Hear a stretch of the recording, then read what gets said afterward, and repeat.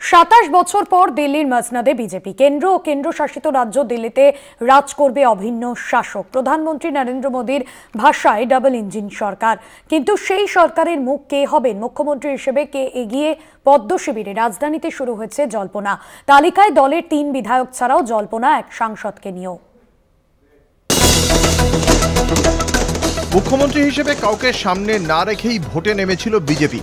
কেন্দ্রে লাগাতার 3 দফায় ক্ষমতা দখল করলেও রাজধানী দিল্লি অধরাই ছিল গেরুয়া শিবিরের।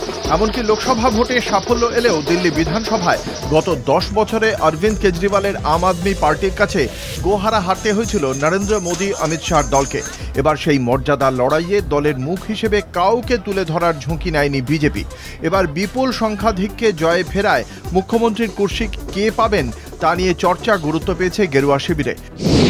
প্রদেশ বিজেপি সভাপতি বীরেন্দ্র সচদেবের নাম উঠেছে।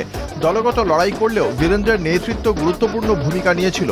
দিল্লির বিজেপি নেতা ও প্রাক্তন মুখ্যমন্ত্রী প্রয়াত সাহেব সিং ভার্মার পুত্র প্রবেশ ভার্মা প্রথমবার প্রার্থী হয়েই অরবিন্দ কেজরিওয়ালের মতো হেভিওয়েটকে হারিয়ে এই ভোটে সবথেকে বেশি নজর কেড়েছেন। সভাপতি সাহেব সিং পুত্র প্রবেশ মুখ্যমন্ত্রীর দৌড়ে এগিয়ে থাকছেন।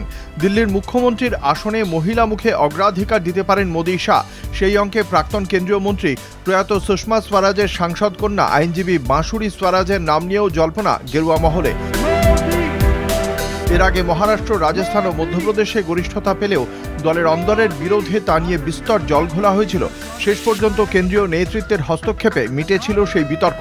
এবার দিল্লিতেও তারই পুনরাবৃত্তি না ঘটানোই এখন বড় চ্যালেঞ্জ বিজেপির। কলকাতা টিভি।